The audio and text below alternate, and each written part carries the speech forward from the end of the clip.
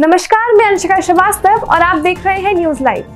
IIMT cricket academy में under 17 championship cup की धमाकेदार शुरुआत। गाजियाबाद को हराकर आईआईएमटी ने की जीत से आगाज। आईआईएमटी क्रिकेट एकेडमी मेरठ में आईआईएमटी अंडर 17 चैंपियनशिप कप की धमाकेदार शुरुआत की गई। 8 टीमों के बीच खेले जा रहे चैंपियनशिप कप का पहला मैच आईआईएमटी क्रिकेट एकेडमी और गाजियाबाद के यॉर्कर्स सीसी के बीच खेला गया। आईआईएमटी ने पहले बल्लेबाजी करते हुए 185 रन बनाए, मगर जवाब में यॉर्कर्स सीसी सिर्फ 72 रन पर ही सिमट गई। 52 रन बनाने वाले आदित्य को बेस्ट बैट्समैन और आईआईएमटी के शैविल सरकार को बेस्ट बॉलर चुना गया। जीसीए क्रिकेट एकेडमी और यॉर्कर्स सीसी के बीच दूसरा मैच खेला गया। पहले बल्लेबाजी करते हुए यॉर्कर्स सीसी ने 87 रन बनाए, जिसे जीसीए ने सिर्फ 12.1 ओवर में ही पूरा कर लिया। जीसीए के मोनू को प्लेयर ऑफ द मैच चुना गया। आईआईएमटी क्रिकेट एकेडमी के हेड कोच आशीष शर्मा और सहायक कोच अंकित राठी ने बताया कि इस तरह के टूर्नामेंट से खिलाड़ियों को प्रतियोगात्मक क्रिकेट का अनुभव मिलता है। आने वाले मैच और ज्यादा मुश्किल होने की उम्मीद है। ट्रेन चलने के 8 घंटे पहले ही पता चल जाएगा टिकट बुकिंग स्टेटस। कल से बदल जाएंगे नियम। रेलवे टिकट और रिजर्वेशन की प्रक्रिया में सुधार करते हुए बड़ा कदम उठाने जा रही है। अब 1 जुलाई से सिर्फ आधार वेरीफाइड यूजर्स ही आईआरसीटीसी वेबसाइट या फिर ऐप के जरिए तत्काल बुकिंग कर पाएंगे। कल से तत्काल टिकट बुकिंग को लेकर नियम बदलने जा रहा है। रेलवे बोर्ड के उस प्रपोजल पर रेल मंत्री अश्विनी वैष्णव ने सहमति जता दी है, जो कि ट्रेन छूटने के 8 घंटे पहले चार्ट तैयार करने को लेकर था। अब मुसाफिरों को ट्रेन चलने के 8 घंटे पहले ही इस बात का पता चल जाएगा कि उनका टिकट कंफर्म है या नहीं। आरक्षण फॉर्म अलग अलग भारतीय भाषाओं में भरा जा सकेगा। अपनी पसंद की सीट चुनने का भी ऑप्शन होगा। दिव्यांगजनों, छात्रों और मरीजों के लिए विशेष सुविधाएं होंगी। किराए को लेकर भी कैलेंडर होगा, जिससे ये पता चल सकेगा कि किस दिन कितना किराया है। भोपाल गैस त्रासदी का काला अध्याय खत्म। यूनियन कार्बाइड कारखाने का पूरा 337 टन कचरा खाक। मध्य प्रदेश उच्च न्यायालय के निर्देश पर पीथमपुर के एक अपशिष्ट निपटान संयंत्र में भोपाल के यूनियन कार्बाइड कारखाने का बचा 360 टन कचरा खाक हो गया है।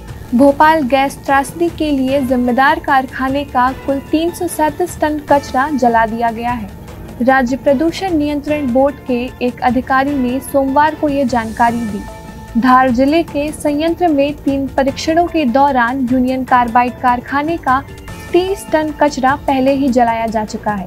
भोपाल में 1984 में यूनियन कार्बाइड कारखाने से अत्यधिक जहरीली मिथाइल आइसोसाइनेट गैस का रिसाव हुआ था।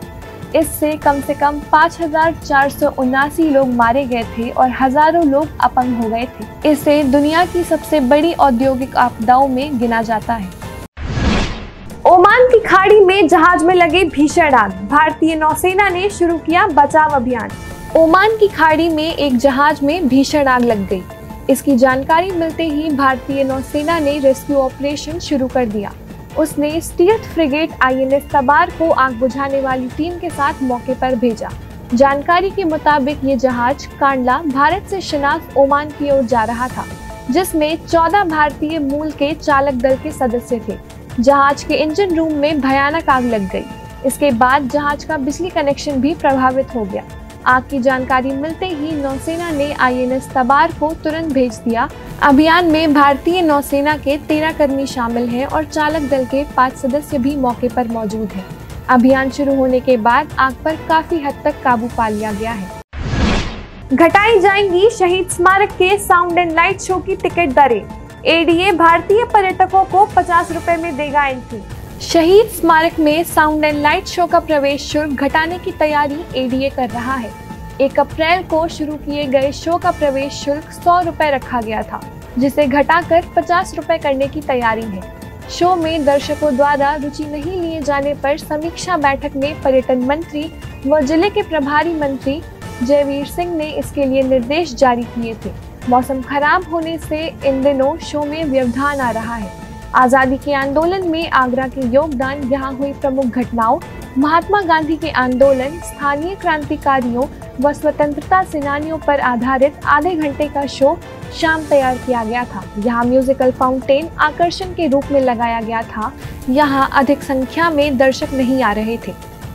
पर्यटन मंत्री जयवीर सिंह ने 15 जून को सर्किट हाउस में समीक्षा बैठक में एडीए अधिकारियों को शो का प्रवेश शुल्क कम करने के निर्देश दिए थे। बैंक शेयरों में गिरावट से बाजार में 4 दिन की तेजी थमी। सपाट शुरुआत के बाद गिरे सेंसेक्स निफ्टी।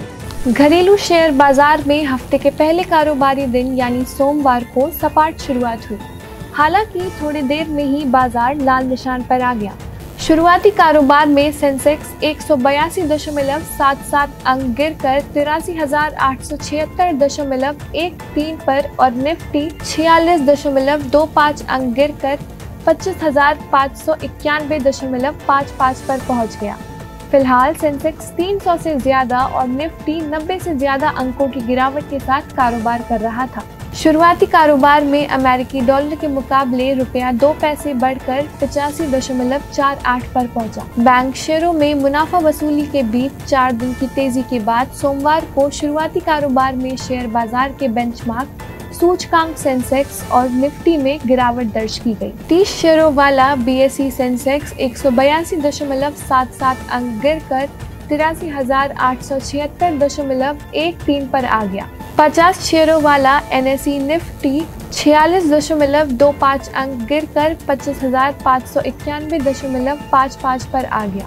सेंसेक्स की कंपनियों में Mahindra and Mahindra, Bharti Airtel, NTPC, HDFC bank, Kotak Mahindra bank और एक्सिस बैंक पिछड़ते नजर आए।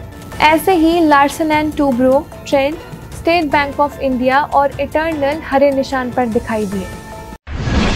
सस्ता हुआ सोना, सोने चांदी के भाव में गिरावट बरकरार। सोने चांदी के भाव में आज फिर गिरावट दर्ज हुई।